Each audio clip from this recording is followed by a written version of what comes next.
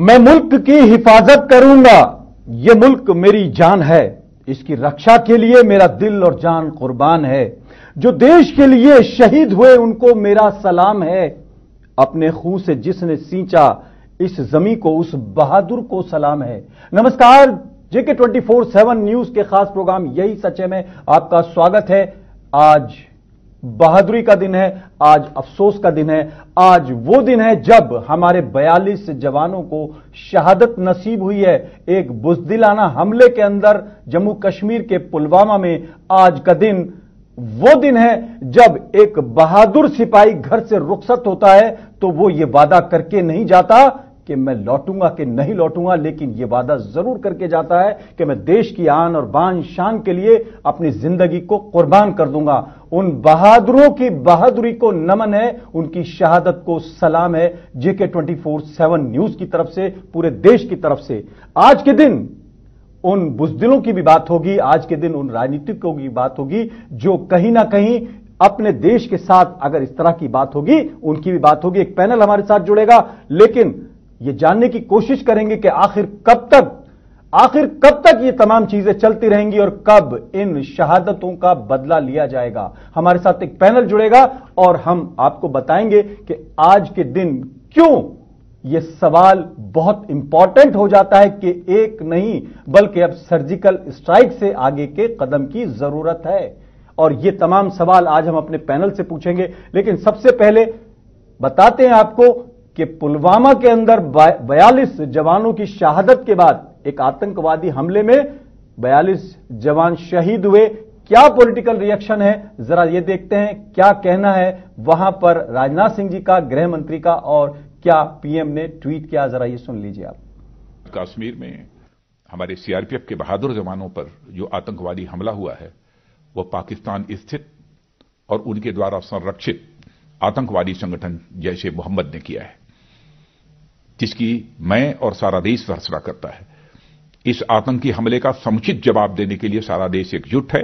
हम अपनी जिम्मेदारियों को अच्छी तरह समझते हैं और देश की जनता को यह भरोसा देते हैं कि इस पर जो भी कार्रवाई करना आवश्यक है उसे करने में हम कोई कसर नहीं छोड़ेंगे। सीआरपीएफ देश का एक बहादुर और अग्रणी सुरक्षा बल है। देश की सुरक्षा और संप्रभुता की रक्षा के लिए इस बल ने समय समय पर बहुत कुर्बानियां दी हैं। जम्मू और कश्मीर में शांति और व्यवस्था कायम रखने में इस बल के योगदान की जितनी भी प्रशंसा की जाए वह कम है।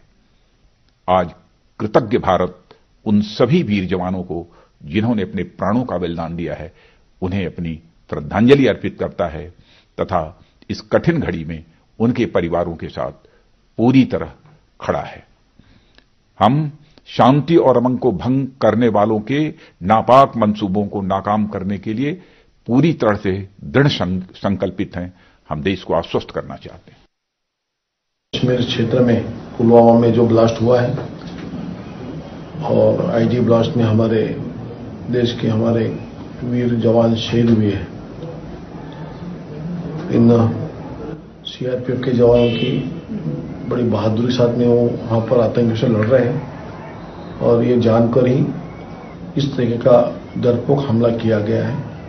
और इस आईडी ब्लास्ट में हमारे जवानों को जो शहादत मिली है, ये देश का हर नागरिक इसको भूलेगा नहीं। देश के लिए उन्होंने अपना बलिदान दिया है, लेकिन इतना कहकर भी हम सरकार खामोश बैठने वाली नहीं है।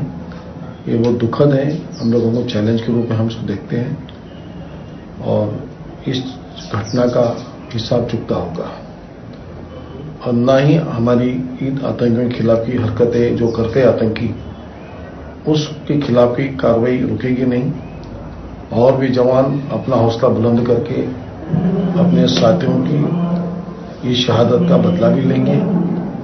और वास्तविकता तो यह है कि चूंकि इस प्रकार से दबाव पड़ा है आतंकियों पर और उनके समर्थकों पर पिछले कुछ समय से, so they are on the run, इसलिए ये हताश में इस तरह की कार्रवाई हो रही है। लेकिन जैसे कि सरकार की ओर से कहा गया है कि किसी को बख्शा नहीं जाएगा, परंतु उससे भी अधिक महत्वपूर्ण मैं आपके माध्यम से ये कहना चाहूंगा कि जो कश्मीर केंद्रित हमारे राजनीतिज्ञ और नेता हैं जो ऐसे अवसरों पर हमेशा अपॉलोजेटिक हो जाते हैं और खुल करके निंदा करने में असफल रहते हैं आतंकियों की और आतंकवादी घटनाओं की, और उल्टा भारतीय सेना और अर्धसेना बलों पर उंगली उठाते हैं, शायद उनकी भी कहीं आंखें खुले, और नहीं खुलती तो फिर ये देश को फैसला करना है कि जितने देश के दुश्मन, भारत के दुश्मन,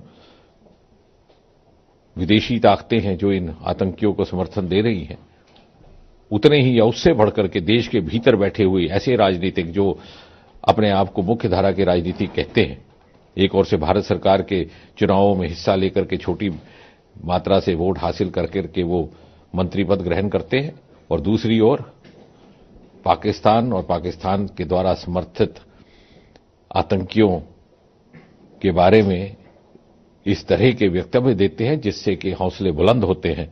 पुलवामा में जो आतंकवादी हमला हुआ है, जिसमें हमारे जवान शहीद हुए हैं, इसकी वजह से हम ये अनुचित समझते हैं कि हम अभी राजनीतिक चर्चा करें। मैं आप सबसे आग्रह करूंगी, और रामलाल राही जी से, अवतार सिंह भडाना जी से, जो हमारी पार्टी में आज शामिल होने के लिए यहाँ आए हैं, आप सबसे आग्रह करूंगी कि 2 मिनट की श्रद्धांजलि हम ऑब्जर्व करें शहीद जवानों के लिए। और मैं उनके परिवारों को कहना चाहती हूं कि इस दुखद घड़ी में एक एक देशवासी आपके साथ है। हम सबको बहुत दुख हुआ है, आप हौसला बनाए रखें, आपके साथ कंधे से कंधे मिलाकर हम खड़े हैं। 2 चीजें आई हैं, कंधे से कंधा मिलाकर पूरा देश खड़ा है यकीनन, लेकिन सुरजेवाला ने एक बाकायदा प्रेस कॉन्फ्रेंस की। कांग्रेस के प्रवक्ता हैं रणदीप सुरजेवाला, उनका भी बयान हम दिखाएंगे थोड़ी देर में।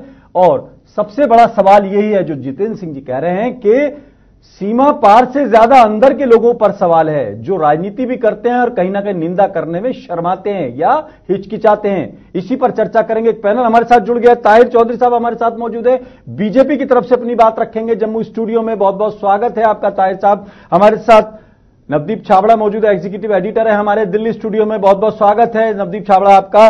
और मुजफ्फर खान साहब मौजूद है हमारे साथ दिल्ली स्टूडियो में, समाजवादी पार्टी की तरफ से अपनी बात रखेंगे। बहुत बहुत स्वागत है आपका। और हमारे साथ जावेद बेग साहब भी जुड़ेंगे, श्रीनगर से पॉलिटिकल एनालिस्ट हैं, उनको भी हम जोड़ने की कोशिश कर रहे हैं, वो भी हमारे साथ रहेंगे। ताहिर चौधरी साहब, ये बिल्कुल सही बात है कि अंदर भी गड़बड़ है, लेकिन कब तक?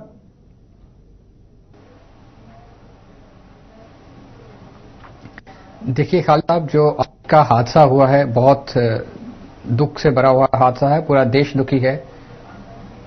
और जहां तक आप जम्मू कश्मीर की बात करते हो, पिछले कुछ टाइम से मिलिटेंसी की जो एक्टिविटीज हैं उनके ऊपर काफी कंट्रोल हो रहा था, और उससे ही कुछ बुखला के ये जो आज की एक्टिविटी की बहुत हाई लेवल पे ये प्लान आउट की गई, और उसमें वो कामयाब हुए और हमारे 42 जवान अभी तक शहीद हो गए। और उनके जवानों के घर वालों से पूरा देश खड़ा है, उनके दुख में हम शामिल हैं।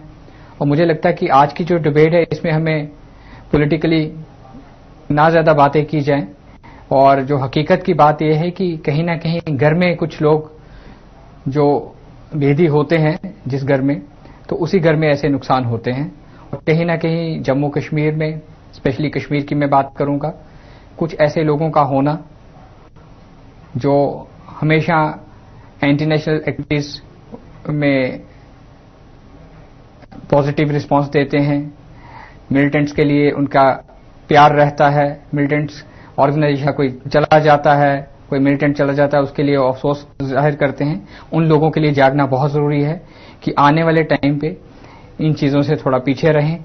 और देश की जो सुरक्षा एजेंसियां हैं उनका हौसला बहुत बुलंद है, और देश के जो, मैं तो यही कहूंगा, जो हमारी डिफेंस फोर्सेस के जो दुश्मन हैं, भारत की पूरी जनता उन लोगों की दुश्मन है, भारत देश उन लोगों का दुश्मन है। यकीनन राजनीति नहीं होनी चाहिए, और हम भी नहीं चाहते कि राजनीति हो। लोकतांत्रिक देश है और राजनीति यहाँ का एक टूल बन चुका है।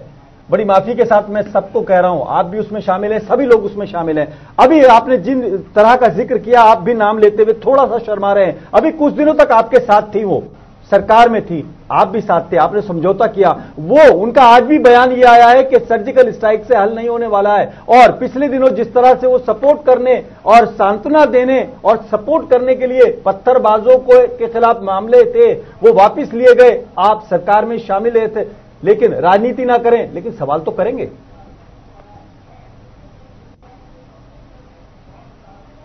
देखिए, खालिद साहब, जहां तक पत्थरबाजों के केस वापिस लिए गए, देखियो जो बच्चे हैं वो हमारे अपने बच्चे हैं। हमें बच्चों के ऊपर केस नहीं चलाने हैं। हमें ये आज जो आदिल था जिसने ये अटैक किया है, जो आईडी ब्लास्ट किया है, वो भी बच्चा ही था।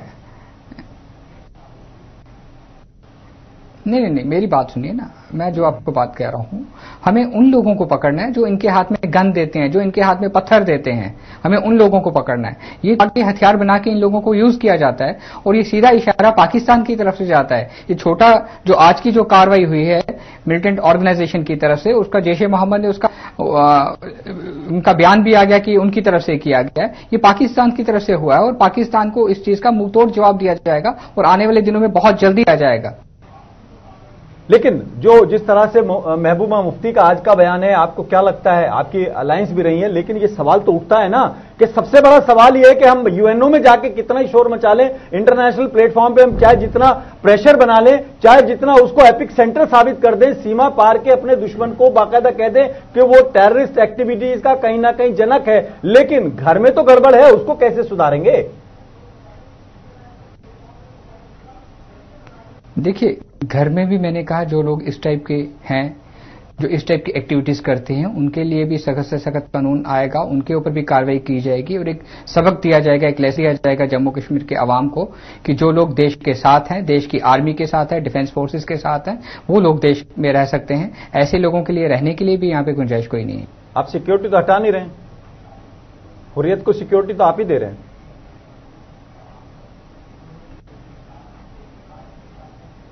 देखिए खालिद साहब, ये जो आप हुर्रियत की बात कर रहे हो, उसमें मैं सभी लोगों की बात कर रहा हूं। वो आने वाले दिनों पे देखिए, अब आने वाले 5-7 दिन में आप देखिए रिजल्ट्स आते हैं। यानी अब तक आपको लगता है ये गलती थी? नहीं, गलती नहीं थी। गवर्नमेंट ऑफ इंडिया की कुछ पॉलिसीज होती हैं, बहुत हमारी देश की सबसे बड़ी एक मैं अच्छी बात कहूंगा कि हम हमेशा पॉजिटिव चलते हैं। हर चीज को संभालने की कोशिश की जाती है, ट्रैक पे लाने की कोशिश की जाती है। जब सरकार को लगता है, हायर अप्स को लगता है, हायर अथॉरिटीज को लगता है कि चीजें पानी सर के ऊपर अब जाने लगा है, तो उनको हर चीजें करनी आती हैं। हमारा देश कमजोर नहीं है, हम लोग बहुत स्ट्रांग हैं और आज की डेट में पूरे दुनिया में हमारा देश को आप छोटी नजर से नहीं देख सकते। देश को कमजोर नहीं मानने, फौज को कमजोर नहीं मानने, देश और फौज की ताकत पे हम गर्व से पूरी दुनिया में सीना चौड़ा करके चलते हैं और ये हमें फख्र की बात है। नवदीप छाबड़ा ये कह रहे हैं कि बहुत जल्दी कुछ बड़ा होगा, लेकिन राजनीति हम बिल्कुल नहीं करना चाहते, लेकिन सवाल कहां करें, किससे सवाल करें? 42 जवानों का सवाल नहीं है, देश की अस्मिता का सवाल है। घर के अंदर के वो लोग नुकसान कर गए जो घर के अंदर थे, जिनको बच्चा कहा जाता था, जिनको सिक्योरिटी दी जाती है, जिनके लिए हम अब तक क्लियर पॉलिसी नहीं बना पाए। देखिए, बिल्कुल सबसे पहले खालिद जी के बीजेपी के काम या फिर आतंकवाद के खिलाफ जो आज तक मोदी सरकार ने कार्रवाई की है, उस पर कोई संदेह नहीं है। लेकिन चाहे सीज फायर वायलेशन की बात करें, चाहे जम्मू कश्मीर में आतंकवादी हमलों के आंकड़ों की बात करें, तो कभी कम नहीं हुए। 2018 में ही 500 से ज्यादा हमले हमने देखे हैं इसी देश में। लेकिन सवाल यही है कि आखिरकार हम अपनी शहीदों की गिनती कब तक करते रहेंगे, कब तक नंबर्स में हम गिनते रहेंगे कि आज इतने शहीद हुए, कल फिर हम एक ऐसे ही हमले के लिए तैयार रहेंगे। क्यों ना कुछ ऐसी नीति बनाई जाए ताकि आतंकवाद के खिलाफ एक कड़ी जो कार्रवाई है वो की जाए, ताकि जो आतंकियों को कभी मौका नहीं मिले देश के अंदर ऐसा दुस्साहस करने का। हमारी सीमाओं पर आज भी घुसपैठ लगातार होती है। हम अक्सर देखते हैं, क्योंकि सेना के अधिकारियों के जो बयान सामने आते रहते हैं कि 200 से ज्यादा आतंकी सक्रिय हैं, घाटी के अंदर दाखिल हो गए। आखिरकार क्यों उन्हें सीमा पार रोकने में, वहीं रोकने में हम कामयाब नहीं हो रहे? जो अवैध रूप से वहां पर टेरर कैंप चल रहे हैं, वहां पर कार्रवाई, एक बार कार्रवाई हमने कर दी 2016 में, लेकिन उसके बाद कोई बड़ी कार्रवाई नहीं की, ना ही इंटरनेशनल लेवल का पर पाकिस्तान को बेनकाब कर पाए। लगातार इंटरनेशनल दबाव हमने पाकिस्तान पर बनवाया, लेकिन आज तक किसी भी आतंकी संगठन जो भी पाकिस्तान के अंदर काम कर रहे हैं उन पर कभी भी पूरी तरीके से बैन नहीं लगा। जैश-ए मोहम्मद को लेकर हम आमतौर पर उसको लाइट लेते हैं, लेकिन ताहिर साहब आपने देखा होगा कि 2016 में जब उरी के अंदर हमला हुआ, जैश-ए मोहम्मद ने खुलकर उसकी जिम्मेदारी ली। उसके बाद सुंजवा आपने अटैक देखा जम्मू के अंदर ही, उसकी जिम्मेदारी जैश-ए मोहम्मद ने ली। पंजाब के अंदर 3 बड़े अटैक हम दे चुके हैं, जहां पर किसी भी तरीके से आतंकवाद के पनपने की कोई भी खबर तक नहीं थी। इनपुट थे खुफिया एजेंसी के पास कि हमला हो सकता है, लेकिन सरकार की लापरवाही, सुरक्षा एजेंसियों की लापरवाही, पठानकोट हमने देखा, दीनानगर हमने देखा, उसके बाद अमृतसर का हमला हमने देखा। तो बात वही है, देश यही पूछ रहा है कि आखिरकार ये हमले कब तक हम देखते रहेंगे। बाकी अगर बाकी हिस्सों को अगर छोड़ दें तो थोड़ा आपके लिए राहत जरूर है ताहिर जी, क्योंकि देश के बाकी हिस्सों में कोई बड़ा हमला नहीं हुआ, लेकिन पंजाब और जम्मू कश्मीर दोनों बॉर्डर के इलाके हैं और दोनों ही राज्यों के अंदर हमले रुके नहीं है। ताहिर साहब, सवाल बनता है, देखिए राजनीति बिल्कुल नहीं करने का मन होता, न राजनीति करनी चाहिए। हम तो आज का दिन अगर देखें, आज हमारे यहाँ हमारे ऑफिस में एक सेलिब्रेशन था, हमारे सीनियर उनकी आज एनिवर्सरी थी, बाकायदा पूरा सजा रखा था और सबकी प्लेट, सबकी थालियां ऐसी रखी हुई रह गई। किसी की इतनी हिम्मत नहीं हुई, किसी का इतना मन नहीं हुआ कि आज सेलिब्रेट करे। पूरा गम का जो एक माहौल था, यानी जितना गम वहां फौजियों के घर पर था, जवानों के घर पर था, उतना गम हम लोगों में था। सवाल राजनीति का नहीं है, सवाल करने का है। मोहन भागवत आपके ही हैं, वो कह रहे हैं कि बिना युद्ध के इतनी शहादतें हो रही हैं, वजह सवाल तो करना बनता है ना। देखिए खालिद साहब, आपको याद होगा 1971 में जो पाकिस्तान का हाल किया गया था, मुझे लगता है उसके बाद पाकिस्तान 85-86 तक सर उठा नहीं पा रहा था और जो बीच में एक स्पैन आ गया, पाकिस्तान फिर उसमें मिलिटेंट ऑर्गेनाइजेशन के कैंप स्टार्ट हो गए, वर्किंग स्टार्ट होगी, एंटी नेशनल एक्टिविटी स्टार्ट होगी और उनका मेन टारगेट जम्मू कश्मीर था। हिंदुस्तान को यहीं से ही टारगेट किया जाए। मुझे लगता है वो वक्त आ गया है, एक बार फिर पाकिस्तान को मुंह तोड़ जवाब दिया जाए और वो बहुत जल्दी दिया जाएगा। और वो ऐसा जवाब नहीं हो, एटलीस्ट 100 किलोमीटर पाकिस्तान के अंदर तक जाना पड़ेगा हमारी फोर्सेस को और पाकिस्तान की वो हालत करनी पड़ेगी कि आने वाले 100 साल तक जो उनकी आने वाली पुश्तें हैं वो भी इस चीज को वो याद रखें। जी, हमारे साथ जावेद बेग साहब भी जुड़ गए हैं फोन लाइन पर, उनका बहुत बहुत खैर मकदम है। लेकिन मुजफ्फर खान साहब, ताहिर चौधरी कह रहे हैं कि कार्रवाई होगी, लेकिन आप लोग से अकेले आपको या किसी को टारगेट नहीं कर रहा हूं। अभी थोड़ी देर पहले ही सुरजेवाला जो है, रणदीप सुरजेवाला, उनका बयान आया, उन्होंने सवाल कर दिए और आप लोग सर्जिकल स्ट्राइक पे सवाल करते हैं। सवाल यह है कि बाहर से ज्यादा दिक्कत तो अपने अंदर है, सवाल उठाने वाले ज्यादा अंदर मौजूद हैं। राजनीति के तौर पर अगर देखें, लोगों को राजनीति करनी आती है। आपका क्या रुख है आज के पास? देखिए खालिद साहब, सबसे पहले तो आज जो हमारे 42 जवान शहीद हुए हैं, उनके परिवार वालों को मैं ये यकीन दिलाता हूं कि समाजवादी पार्टी पूरी तरह से उनके साथ खड़ी है। देश का हर नागरिक उनके साथ खड़ा है। आज शहादत का दिन है, आज हमारी नाकामी का दिन है। हम आज ये कहते हैं कि हम सियासत नहीं करेंगे, हम बिल्कुल सियासत नहीं करेंगे, लेकिन हम ये तो पूछना चाहते हैं, अभी ताहिर साहब बोल रहे थे कि हम आपसे ये भी नहीं पूछेंगे कि बताइए वो 56 इंची की छाती का क्या हुआ। आज हम आपसे ये भी नहीं पूछेंगे कि बताइए एक के बदले में जो आप 10 सर लाने वाले थे उसका क्या हुआ। हम आपसे ये भी नहीं पूछेंगे कि बताइए कि आप जो कंधार में जिसको छोड़ के आए थे मसूद अजहर को, उसका क्या हुआ। अभी सवाल इस बात का है आज कि आज जरूरत है देश को कई वीर अब्दुल हमीद की। आज जरूरत है देश को, क्योंकि देश के ऊपर जब कोई हमला होता है, देश के ऊपर जब इस तरह की गुस्ताखियां होती हैं, तो देश का कोई बच्चा हो, चाहे बड़ा हो, बुजुर्ग हो, नौजवान हो, उसको बर्दाश्त नहीं करता। कहीं ना कहीं हमारी नाकामियां हैं, उसको हम लोगों को मिलजुल करके जो है आगे बढ़ना चाहिए। और ये जो लफ्बाजी होती है, हम ये नहीं कहेंगे कि देश में जो है जुमलेबाजी हो रही है। आज हम बिल्कुल नहीं बोलेंगे कि आप जो है बड़बोले हैं, क्योंकि सवाल है सेना का। सेना के साथ हम लोग कंधे से कंधा मिला के खड़े हैं। मैं कहना चाहता हूं आज कि जो लोग बड़ी बड़ी बातें करते हैं, क्या वो निकल के आएंगे? सेना के साथ वो लड़े, हम भी तैयार हैं। सेना के साथ हम खड़े होने को तैयार हैं। पूरा देश खड़ा है सेना के साथ, देश के साथ पूरा देश खड़ा है।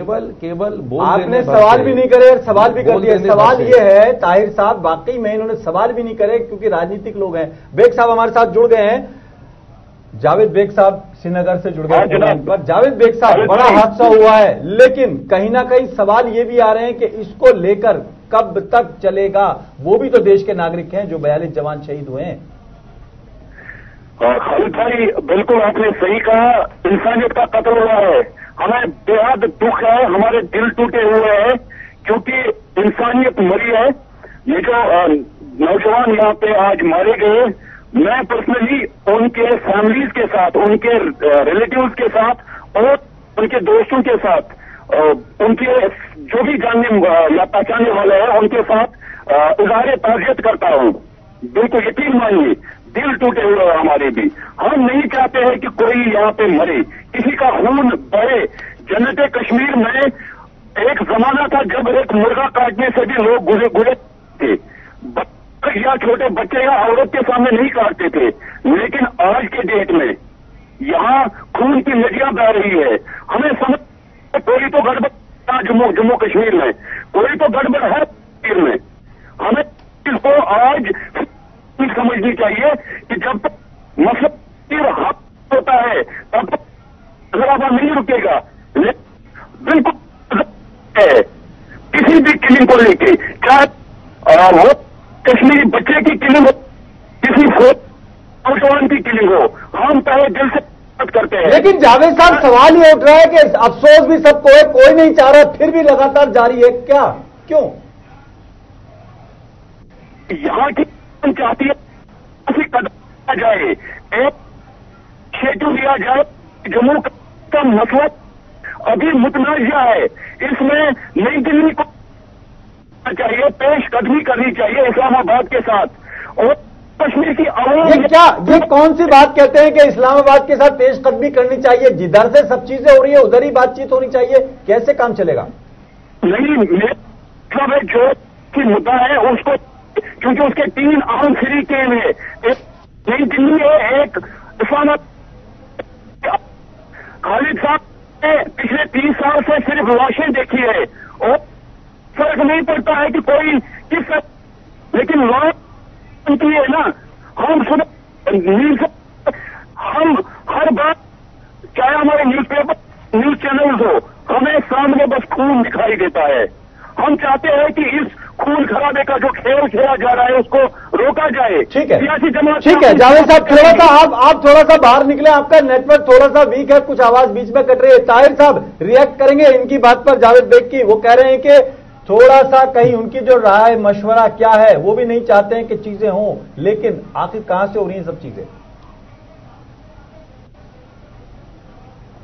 देखिए, कश्मीर से हमारे भाई जो अपना बात कह रहे थे कि कश्मीर का मसला है, मुंताज़ा है, इस्लामाबाद और दिल्ली को बात करनी चाहिए, ये चीजें कश्मीर के अवाम भूल जाए।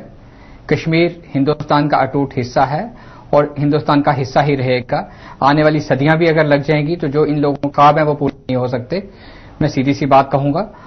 और जहां तक हमारी आप बात करते हो गवर्नमेंट ऑफ इंडिया की, गवर्नमेंट ऑफ इंडिया ने कश्मीर में पीस लाने के लिए, डेवलपमेंट लाने के लिए, तरक्की लाने के लिए कोई स्टेप पीछे नहीं रखा, हमेशा फॉरवर्ड स्टेप पे रहे हैं हम लोग।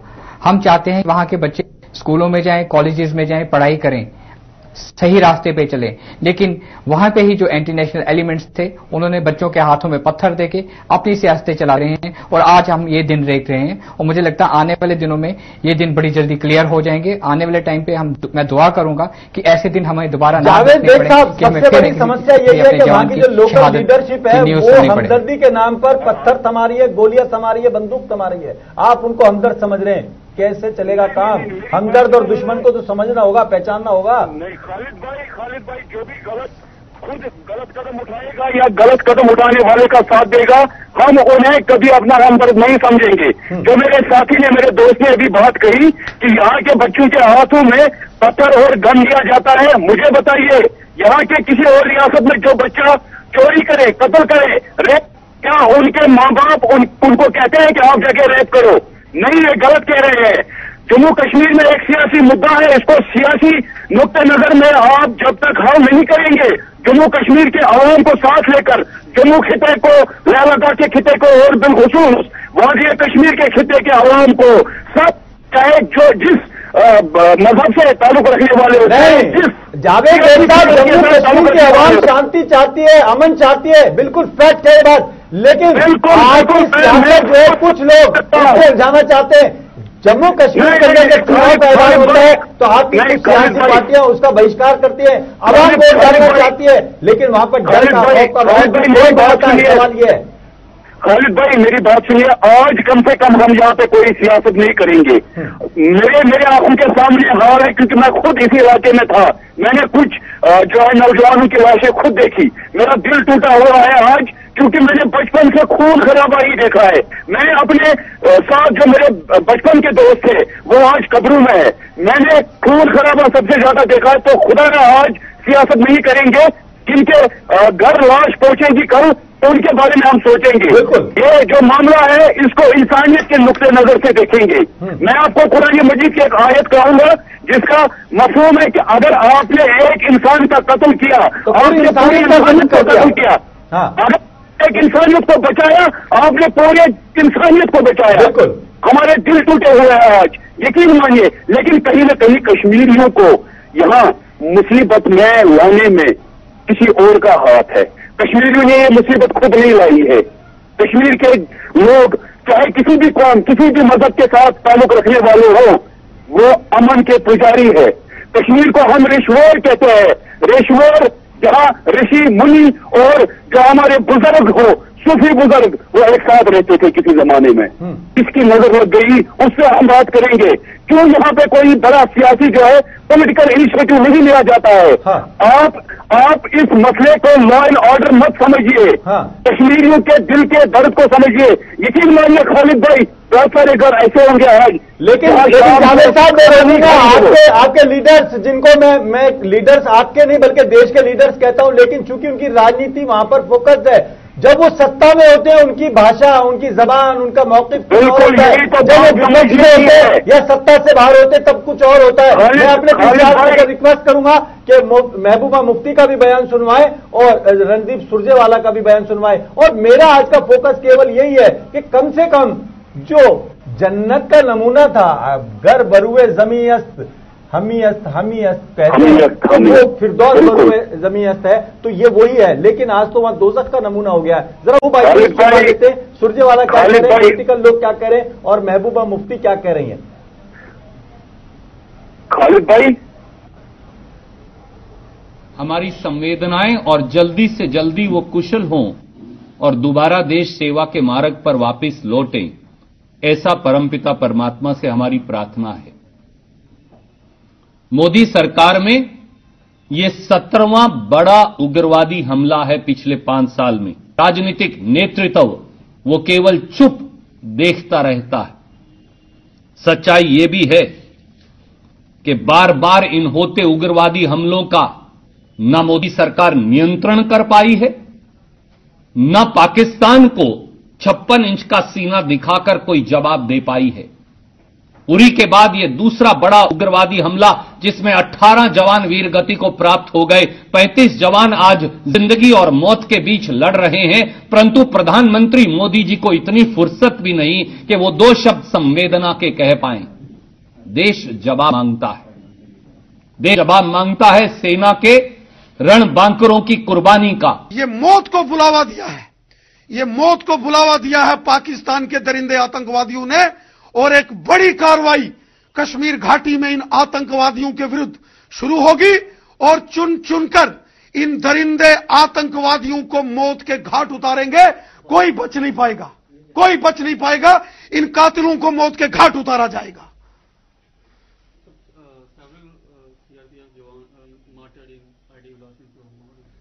It is a cowardice act of the.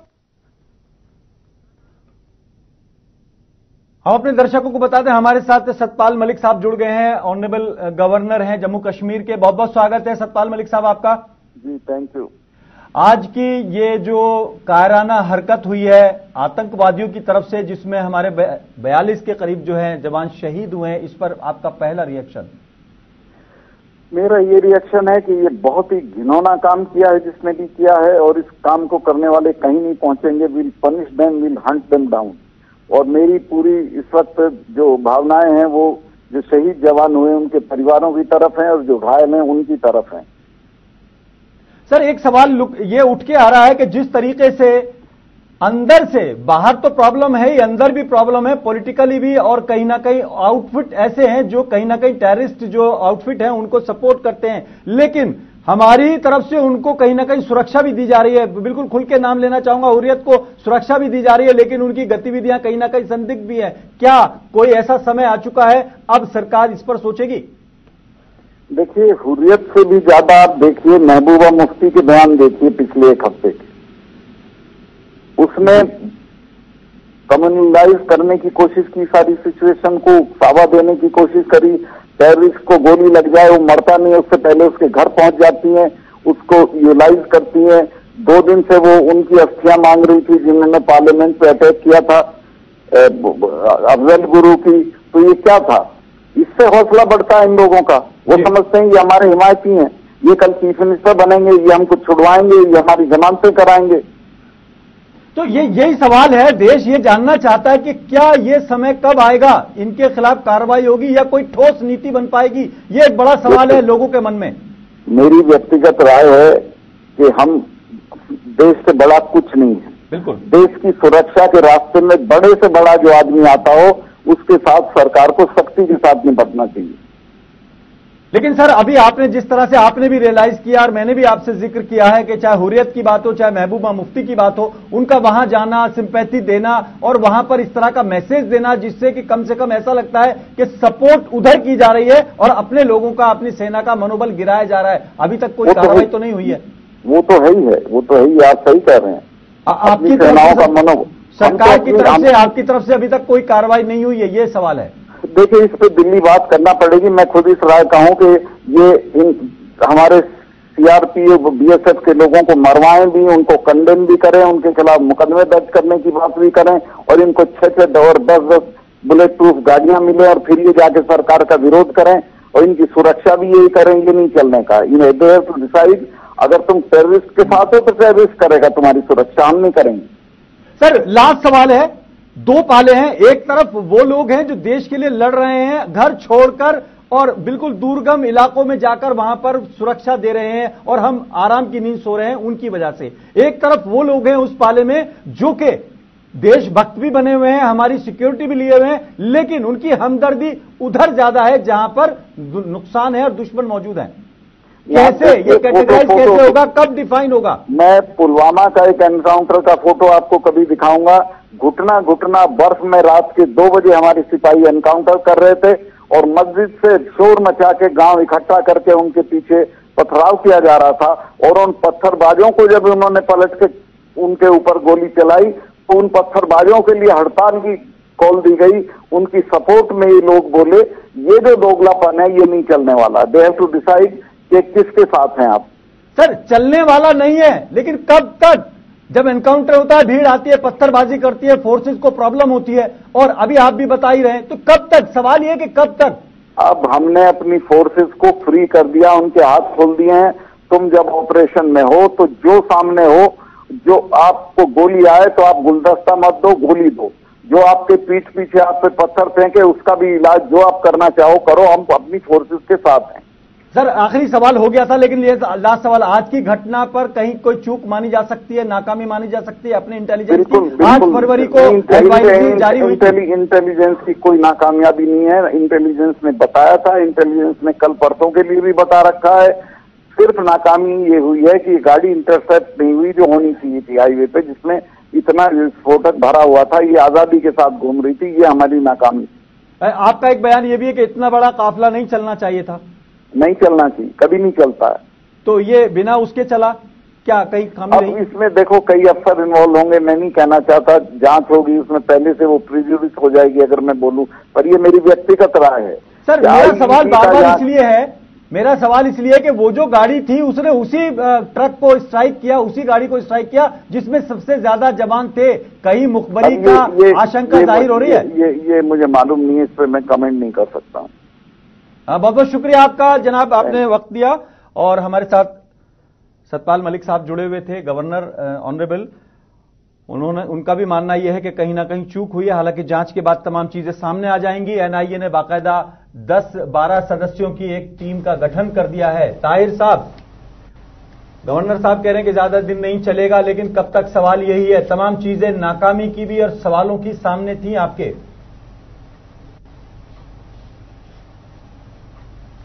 देखिए खालिद साहब, जब इस तरह की कोई घटना घट जाती है, बड़ी दुख घटना होती है और उसके ऊपर हम बहुत जल्दी फैसला नहीं ले सकते हैं। ये हाई कमांड जो हमारी सेंटर की है वो इसके ऊपर प्लान आउट कर रहे होंगे, मीटिंग चल रही होंगी इस टाइम पे, और बहुत जल्दी सरकार चलाई पानी का पानी और बहुत जल्दी सामने रिजल्ट आ जाएगा। अब जल्दी कहां रह गई इसमें? इससे ज्यादा तसल्ली क्या होगी आपको?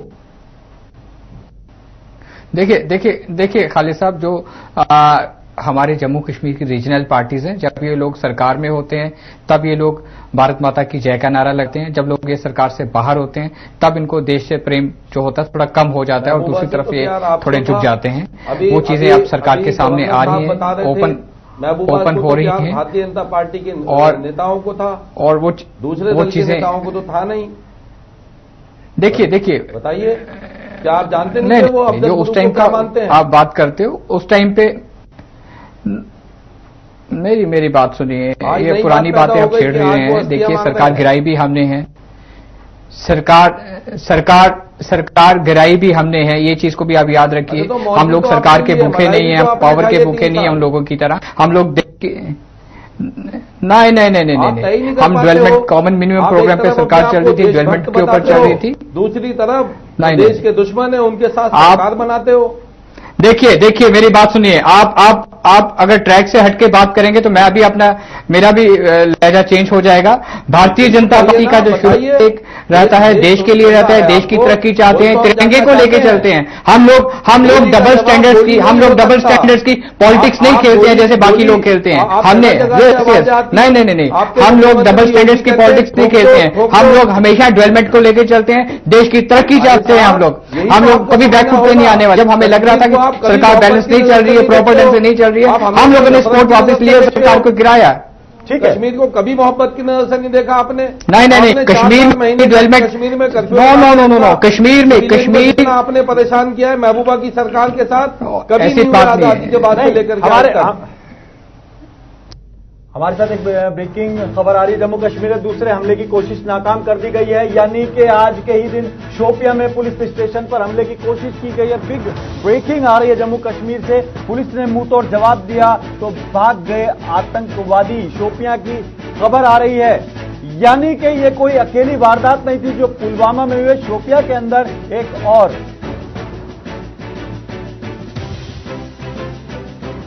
हमारे साथ जावेद बेग जुड़ गए हैं फोन लाइन पर। जावेद, दूसरे हमले की कोशिश नाकाम कर दी गई है, क्या है आपके पास इंफॉर्मेशन लेटेस्ट?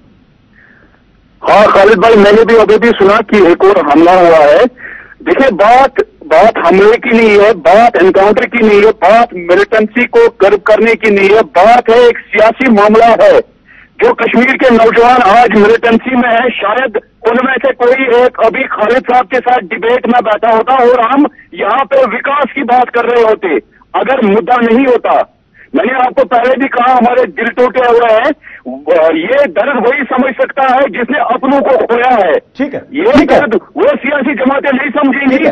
ठीक है जावेद बेग साहब, थोड़ा सा अपने दर्शकों को दूसरी जो खबर है उसके बारे में इंफॉर्मेशन दे देता हूं। जम्मू कश्मीर के अंदर जो है दूसरा एक हमला हुआ, यानी एक ही दिन में 2 वारदातें। हालांकि अगर देखा जाए बारामूला को आतंकवाद मुक्त कर देने का दावा किया गया था, लेकिन उसके बावजूद ये तमाम चीजें ऑपरेशन ऑल आउट और ये तमाम, कल भी वहां पर एनकाउंटर हुआ, 2 आतंकवादी मारे गए।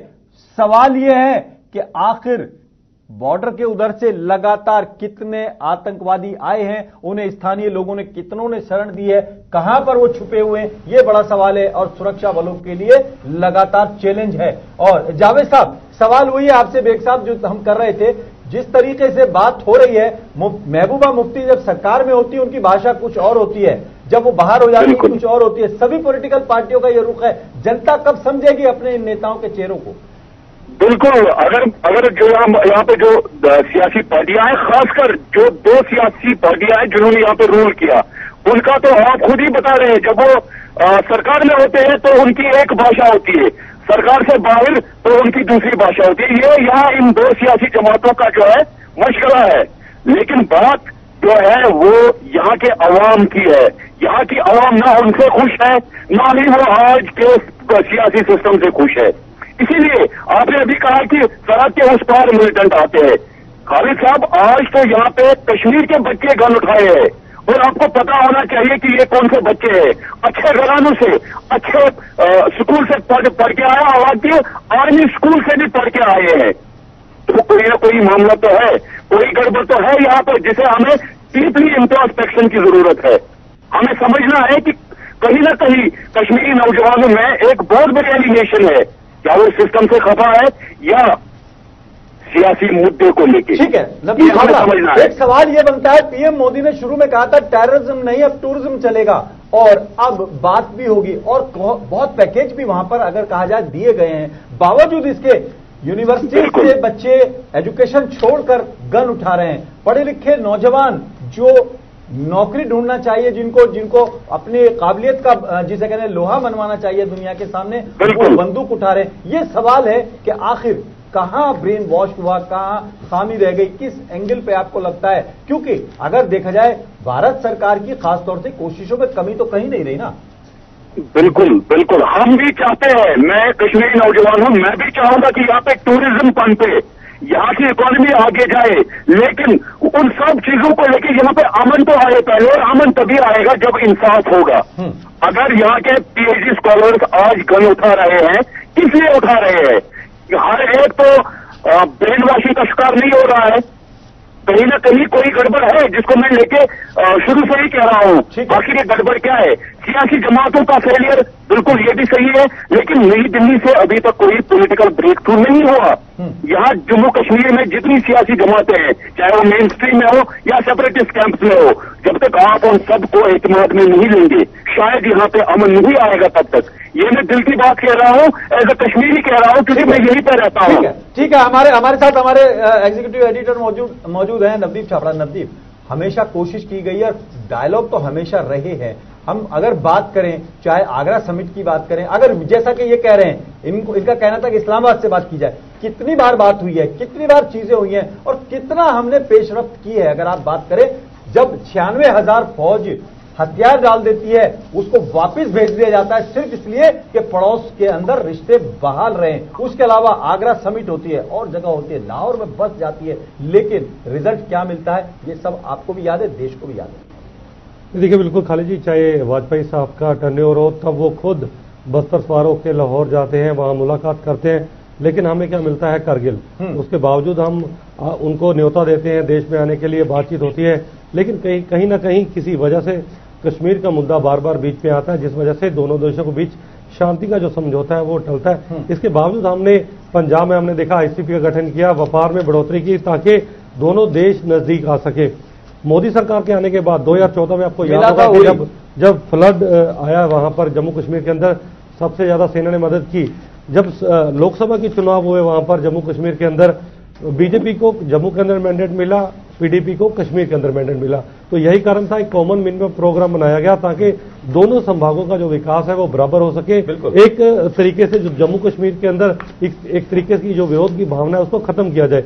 लेकिन जम्मू के अंदर विकास हो रहा, लेकिन पीडीपी जो वहां पर एक तरह से नेतृत्व कर रही थी वहां पर कश्मीर के लोगों का, वहां पर ना तो आईएसआई के झंडे बंद हुए, ना पाकिस्तान के नारे बंद हुए, ना पत्थरबाजी बंद हुई और ना वहां पर आतंकी हमले बंद हुए। तो मुझे नहीं लगता, हालांकि खालिद साहब ये भी क्योंकि जैसे ही मोदी सरकार का जो अस्तित्व में आई, उसके बाद खुद मोदी साहब कई बार कश्मीर गए, उन्होंने दिवाली तक वहां लोगों के साथ बनाई। तो इससे बड़ा संदेश देने की वो क्या कोशिश करेंगे?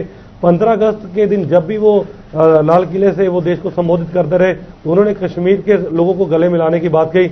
लेकिन जब आतंकी गोली हथियार कह सकते हैं कि फेंकने को तैयार नहीं है, वहां का जो युवा है वो लगातार, उसका स्थानीय लोग हैं वो हथियार जो उनको सपोर्ट कर रहे हैं अथवा हथियारबंद लोगों को, तो ऐसे वक्त में सरकार क्या करेगी? एक वक्त में ऐसी मजबूरी आ जाती है। उरी हमले के बाद हमें मजबूरन वहां पे ऑपरेशन जो है ऑल आउट चलाना पड़ा। सुंजवा अटैक हमने देखा, इसके बाद दीनानगर में हमले हुए, पठानकोट में हमले हुए। तो मुझे नहीं लगता सरकार की कहीं ना कहीं लोगों को साथ लाने में कहीं गलती हुई, कहीं चूक हुई, क्योंकि लोग शायद वहां के खुद को देश के साथ लाने में नहीं समझ सके। शायद यही कारण था। लोग आज भी जो है ना वो चाहते हैं, अमन चाहते हैं, देश के साथ चलना चाहते हैं, लेकिन कुछ ऐसी ताकतें हैं जो कहीं ना कहीं ये लगता है, जावेद साहब शायद इस बात से इत्तेफाक रखते होंगे, कोई ना कोई तो है जावेद साहब जो कहीं ना कहीं मामले को ट्रैक से उतारता है। बिल्कुल आपने सही कहा, दुश्मन तो हर किसी को, इंडिविजुअल के भी और हर एक मुल्क के भी है। There are always negative forces तो वो तो कोशिश करेंगे ही कि यहाँ पे अमन ना रहे, खित्ते में तरक्की ना हो। फोर्सेस तो है, शायद आपको भी पता है, हमें भी पता है, सबको पता है, लेकिन आप अपने घर को कैसे संभालते हैं ये आप पे डिपेंड करता है। आपके दुश्मन चाहे कितने भी खतरनाक हो, जब आप ताकतवर हो, मजबूत हो, दुश्मन कभी कुछ नहीं कर सकता है। इसके लिए आपको अपने घर के हर सदस्य को साथ लेना है, घर के हर बाशिंदे को साथ लेना है, तब जाके आपके घर पे कोई, मुझे लगता है, बुरी नजर से देखना भी देख सकता है। जावेद साहब, हर समझदार आदमी के घर में एक लिमिट तक सबको साथ लेने की बात चलती है। जायदादों से आंख करने का भी सिलसिला आपने सुना होगा, बाप बेटे को जायदाद से आंख भी करता है। अगर चीजें सही नहीं होंगी और नौजवान जो है वो बंदूक उठाएगा तो फिर आर्मी या सरकार क्या करेगी या घर का आदमी क्या करेगा? आपने बहुत रोज इश्तार भी देखते होंगे कि मेरा बेटे से अपना कोई संबंध नहीं है, उसकी एक्टिविटीज देखकर सगा बाप भी बाहर कर देता है, सगे भाई भी दूर कर देते हैं। तो सरकार तो कम से कम एक दायरे में तो बंधी हुई है। बिल्कुल बिल्कुल। देखिए खालिद भाई, आपसे मैं एक सवाल करूंगा और आपके माध्यम से, इस चैनल के माध्यम से मैं दिल्ली सरकार को सवाल करूंगा। पिछले 30 साल से आपने नौजवानों के लिए क्या किया जम्मू कश्मीर में? कभी आपने नौजवानों को एतमाद में लिया? ऑपरेशन ऑल आउट के जरिए आपने कहा कि हमने 1 साल में 300-400 जो है मिलिटेंट मारे। मिलिटेंट को एनकाउंटर करने के बाद मिलिटेंटों के चेहरे पे हमारे जो सिक्योरिटी फोर्सेज के नौजवान है वो अपना पैर रख के सेल्फी उठाते हैं। उसके बावजूद भी आज यहाँ पे मिलिटेंसी सबसे ज्यादा है। हर एक डिस्ट्रिक्ट में, इस इंप्रेशन में मत रहिए, हर एक डिस्ट्रिक्ट, हर एक चौराहे पे आज हर एक नौजवान बिल्कुल एक पोटेंशियल मिलिटेंट बन चुका है। क्योंकि यहाँ की जो सरकार है, आपने सवाल किया अलीगढ़ मुस्लिम यूनिवर्सिटी में एडमिशन लेने के बाद अगर कोई हथियार उठाता है तो उसको और क्या चाहिए? आईएएस बनने के बाद आदमी आईएएस बनता है, फिर हथियार उठाता है, फिर क्या या उसको छोड़ के जाता है, या नौकरी पाने के बाद, बहुत कुछ करने के बाद अगर वो फिर सोच बदलता है तो क्या करेगी सरकार? मुझे आप बताइए, ये किसका फॉल्ट है? आप बताइए। अगर ये कश्मीर के नौजवानों का फॉल्ट है, फिर यहाँ के सारे नौजवान ऐसे ही है। अगर ये सिस्टम का फॉल्ट है तो सिस्टम को ठीक करने के लिए सोचिए, और अगर ये सियासी कोई मामला है उस पर हमें गौर करना है। क्यों हम अगर हमारी जिस्म में कोई बीमारी होती है, खुदा ना ख्वास्ता, तो क्या हम ये कहेंगे नहीं ये थोड़ा सा दर्द है? हम तो बीमारी को इलाज करने के लिए डॉक्टर के पास जाते हैं। 2 मिनट आप दे दें, सुन ले तहम्मुल के साथ। बिल्कुल जनाब। आपको जो शिकायतें हैं ना, वो शिकायतें पूरे देश में होती हैं और सिस्टम को, सबको खुश रखना बहुत मुश्किल काम है। कल मुलायम सिंह यादव ने बाकायदा संसद के अंदर कहा सबको साथ लेके चलना बहुत मुश्किल काम है, लेकिन उन्होंने कोशिश की। आप ये देखें कि देश के अंदर कई जगह ये आरोप लगे कि ईवीएम मशीन खराब है, प्रदर्शन हुए, शिकायत हुई और चुनाव आयोग को बाकायदा बुलाकर स्पष्टीकरण देना पड़ा, लेकिन पूरे देश में कहीं हथियार नहीं उठे। आप हथियार उठा लेते हैं। क्या एक्सट्रीमिज्म ही सबसे बड़ा हल है आपके लिए? आप प्रोटेस्ट करिए, आप सरकार से बात रखिए, पॉलिटिकली हल करने की बात करिए। क्या हर बात का हल बंदूक है? नहीं, आपने जो बात कही मैं इत्तेफाक रखता हूं। मैं खुद अमन चाहता हूं, मैं अमन का पुजारी हूं। मैं किसी का खून यहाँ पे बहते हुए नहीं देख सकता हूँ, मेरा दिल टूटता है। हम कश्मीरी जो है साइकोलॉजिकल डिसऑर्डर के शिकार हो चुके हैं, खून खराबा देख के। लेकिन मेरी बात आप गौर से सुनिए, जम्मू कश्मीर का जो हिस्सा है, जम्मू कश्मीर की जो रियासत है, ये एक खुसूसी पोजीशन से हमारे यूनियन में आई हुई है। आपको समझना चाहिए जो खुसूसी पोजीशन यहाँ की है वो किस वजह से दी गई है। जम्मू कश्मीर रियासत को आप इंडिया के मुख्तलिफ रियासतों के साथ कंपेयर नहीं कर सकते हो। यहाँ की अगर कोई समस्या होती है उसे आपको नरमी से, जो भी मामला होता है नरमी से आपको उसे सॉल्व करने की कोशिश करनी है, बजाय इसके कि आप यहाँ पे फोर्स यूज करें। ब्रूट फोर्स जहाँ पे भी आप यूज करेंगे वहां पे रेजिस्टेंस आ जाती है, ये तो कहावत है। खुसूसी जो पोजीशन है वो तो है ही, लेकिन खुसूसी पोजीशन जो बॉर्डर से पार से सपोर्ट का जो एक लॉलीपॉप मिलता है ना, वो भी एक बहुत बड़ा रीजन है। ताहिर साहब, देखिए खालिद भाई, मैं इत्तेफाक रखता हूँ आपको, जो यहाँ पे जो मुल्क के हुदूद है, मुल्क के हुदूद को तोड़ने की कोशिश कर रहा है, या उन हुदूद में इलीगली कोई ट्रेसपासिंग करे, आप कानून के मुताबिक आप उनके साथ डील कीजिए। जम्मू कश्मीर सारी चीजें आपके सामने, आप खुद जम्मू कश्मीर से बिलोंग करते हैं, सारे हालात आपके सामने। बीजेपी में होना आपके लिए कोई वो मैं नहीं कर रहा हूं, राजनीति से हटके मैं बात कर रहा हूं, लेकिन कितना इत्तेफाक करते हैं आप जावेद बेग की बात से? देखिए, कश्मीर के जो हालात हैं वो इन लोगों के खुद अपने बनाए हुए हालात हैं। अगर हर घर में हर माँ बाप अपने बच्चे को समझाए कि बेटे तुम कॉलेज में जाना, सीधे घर आना है, तो चीजें ठीक की जा सकती हैं।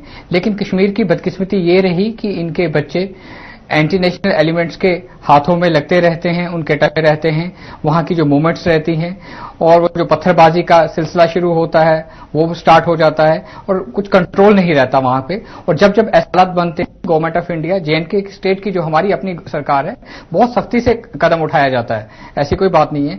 और मुझे लगता है कि आने वाले टाइम पे भी ऐसे कश्मीर के हालात रहेंगे तो गवर्नमेंट की तरफ से और जम्मू कश्मीर की सरकार की तरफ से बहुत सख्त कदम उठाए जाएंगे।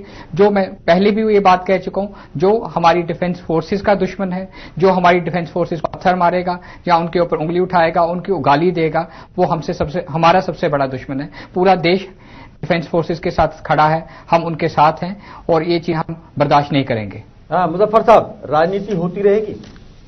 बिल्कुल नहीं। कम से कम देश की सुरक्षा और सेना को लेकर के किसी भी दल के लोगों को राजनीति नहीं करनी चाहिए। हमारी देश की सेना के जिस्म में जो है वही लहू बहता है जो हमारे जिस्म में बहता है, हमें उसकी भी कदर करनी चाहिए। और जहां तक सवाल है जम्मू कश्मीर के मामलात का, बीजेपी की अपनी पॉलिसी ठीक नहीं रही, इसलिए इन्होंने तो कहा था कि हालात सुधरेंगे, बदलेंगे, कहां बदले। जितने हमले मैं समझता हूं, जितनी जानें हमारे जवानों की बीजेपी की सरकार में गई है, पहले कभी ऐसा नहीं हुआ। आप देख लीजिए इतिहास उठा करके।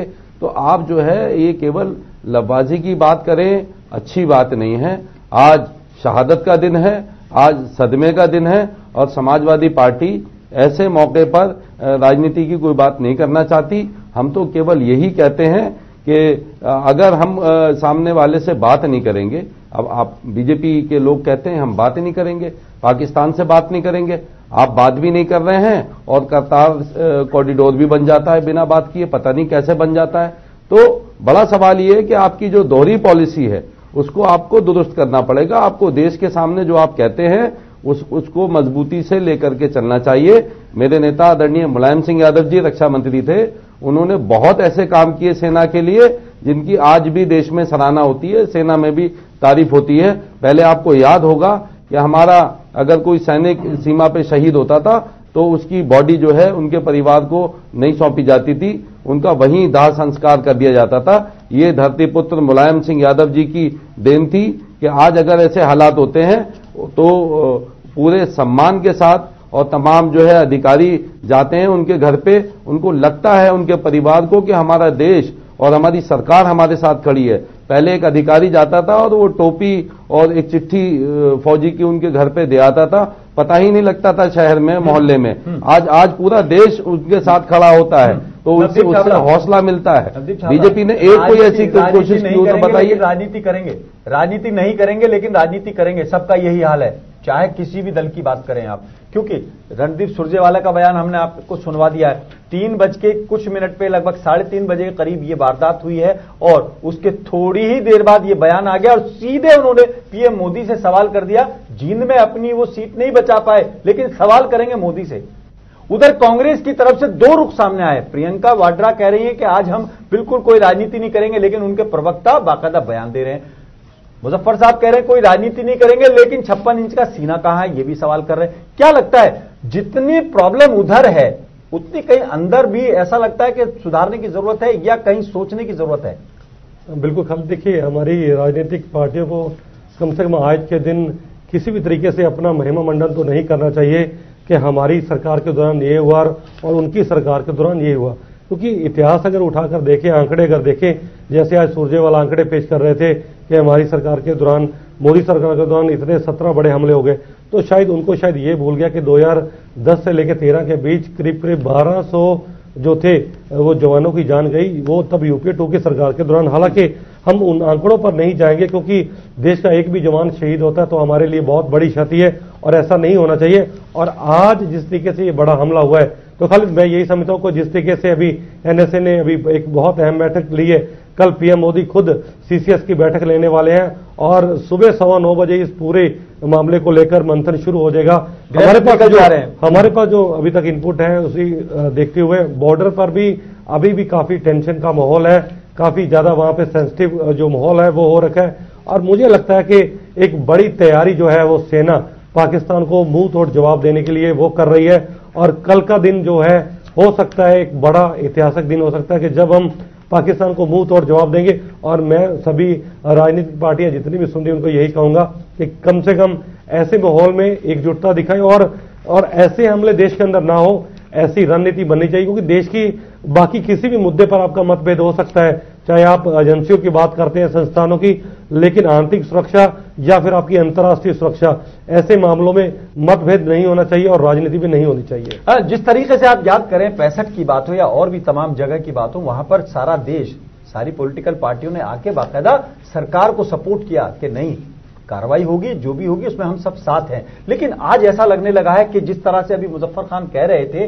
कि एक तरफ तो आप कहते हो कि बात नहीं होगी, एक तरफ करतारपुर बॉर्डर खोल देते हैं, वहां पर कॉरिडोर बनाने की बात करते हैं, क्या लगता है सिर्फ इसी बात पे स्टडी होती है कि कहां पे राजनीति की जा सकती है? देखिए खाली जहां तक करतारपुर कॉरिडोर खोलने की बात है तो मुझे लगता है कि पिछले 3-4 दशक से एक बहुत बड़ी सिखों की ये मांग थी। बड़ी खबर देते हैं हम आपको। ये इंटरनेशनली अगर देखें कहीं ना कहीं एक सपोर्ट मिलने की भी बात है और भर्त्सना की गई है। फ्रांस ने और अमेरिका ने बाकायदा निंदा की है और इसकी एक तरह से हमले की जो है वो निंदा की गई है फ्रांस की तरफ से भी और अमेरिका ने भी, क्योंकि अमेरिका की अगर बात करें तो वो भी एक बहुत बड़ा विक्टिम है टेररिस्ट एक्टिविटीज का। उसने बाकायदा भारत का एक तरह से दुख का शेयर करते हुए इसकी निंदा की है और फ्रांस ने भी एक तरह से निंदा की है। सवाल यही है कि कब तक हमले होते रहेंगे, कब तक सवाल होते रहेंगे।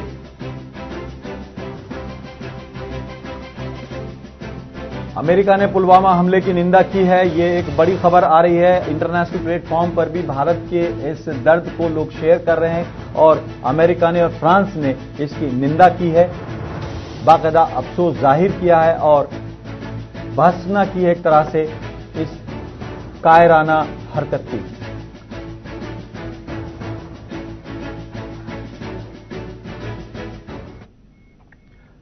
सभी मेहमान किया, लेकिन सवाल यही है, आज पूरा देश, पूरी दुनिया जानती है कि भारत को वायुसेना के लिए कितनी जरूरत है ताकि वो आधुनिक हो सके, लेकिन वहां भी सरकार जो है घिरी रहती है और विपक्ष लगातार उन चीजों को लेकर सवाल करती है जो उसके लिए जरूरत है। राजनीति करिए लेकिन हर जगह नहीं, यही सच है। यही सच है। मैं आज फिलहाल इतना ही, अपने मेजबान आजाद खालिद को इजाजत दें।